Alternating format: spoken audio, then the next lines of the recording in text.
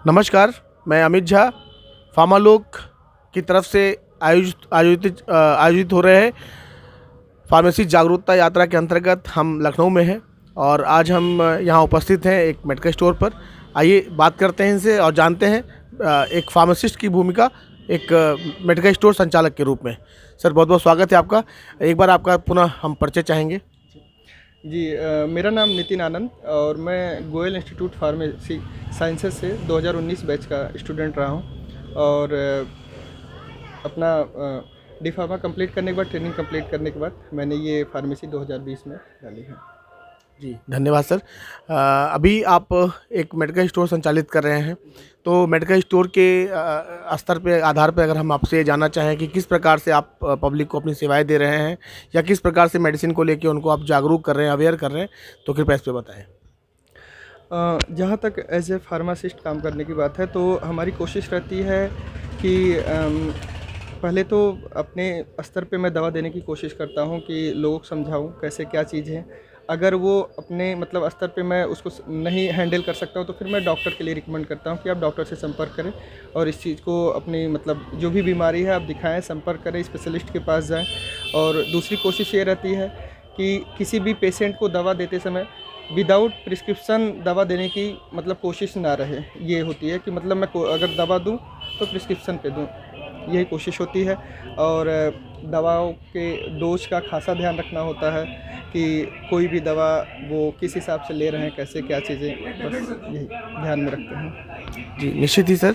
Sir, अभी एक आपने देखा होगा कि जेनरिक मेडिसिन को लेकर काफ़ी मार्केट में रहता है और ऐसा पब्लिक को भी इससे काफ़ी किफ़ायत रेट में उपलब्ध हो जाती दवाई। तो क्या अंतर है सर पेटेंट दवाओं में और जेनरिक दवाओं में, और किस प्रकार से ये मार्केट में उपलब्ध होता है, किस प्रकार से आप इसको बेचते हैं, किस प्रकार से पब्लिक इसके प्रति अवेयर है, थोड़ा सा बताएं। जहाँ तक जेनरिक दवाओं की बात है तो हम लोग की कोशिश, हम लोग तो रखते नहीं हैं उस तरीके से, लेकिन कुछ सरकार की तरफ से जन औषधि जितने बने हुए हैं वहाँ पे जेनरिक दवाएं उपलब्ध हैं और वो सस्ते रेटों पे उपलब्ध होती हैं। और लोगों का सोचना होता है कि जेनरिक दवाएं उतनी कारगर नहीं होती हैं जितनी एथिकल दवाएं होती है, पेटेंट दवाएं होती है, लेकिन ऐसा कोई मतलब इसमें अंतर नहीं है। और अगर गवर्नमेंट हम लोग को भी जेनरिक दवाएं अवेलेबल कराए, अभी फ़िलहाल जो जेनरिक दवाएं आती हैं उसमें अधिक से अधिक मूल्य होते हैं, जिसकी वजह से रख पाना मुश्किल होता है। क्योंकि अगर मैं डिस्काउंट करके जेनरिक दवा को उतने पे करूँगा तो लोग वही चीज़ें पेटेंट दवाओं में भी कोशिश करेंगे कि हम उतने ही डिस्काउंट दें पेटेंट दवा पे। तो अब इसकी वजह से जेनरिक दवाएं उतनी रखी नहीं जाती हैं। गवर्नमेंट से बस ये है कि वो जेनरिक दवाएं हम लोग को अवेलेबल कराए, कम से कम एमआरपी पे कराए, तो जिसकी वजह से लोगों के आसानी से उपलब्ध हो सके और हम लोग भी जेनरिक दवाएं रख सकें और लोगों को बता सकें कि कोई अंतर नहीं है। और डॉक्टर भी कोशिश करें जेनरिक दवाओं लोगों को, साधारण गरीब लोगों तक पहुंचाने की कोशिश करें। निश्चित ही सर, बहुत अच्छी बात बताई आपने। और इसके साथ एक चीज़ और हम जानना चाहेंगे कि चूँकि आपके पास एज ए मेडिकल स्टोर संचालक की भूमिका में है, तो बहुत सारी दवाइयाँ आपके यहाँ एक्सपायर हो जाती होंगी, या कई बार ऐसा होता है कि पब्लिक जो दवाइयाँ हैं वो ले जाती हैं घर तक और वहाँ पर उतनी दवाई का यूज़ वो नहीं करते, दवाई बच जाती है। तो ऐसे में फिर ड्रग डिस्पोजल एक आता है वर्ड, और अगर आपसे आपके स्तर पे पूछा जाए कि ड्रग डिस्पोज कैसे करते हैं, अदरवाइज पब्लिक को कैसे करना चाहिए, तो आप कैसे अवेयर करेंगे इनको? जहाँ तक एक दुकानदार के तौर पे अगर मैं कहूँ तो हम लोग की जो एक्सपायर दवाइयाँ होती हैं वो तो हम अपने डिस्ट्रीब्यूटर से फिर एक्सचेंज करा लेते हैं, वापस करा लेते हैं, या मुझे हम लोग को उतने पैसे मिल जाते हैं कट के।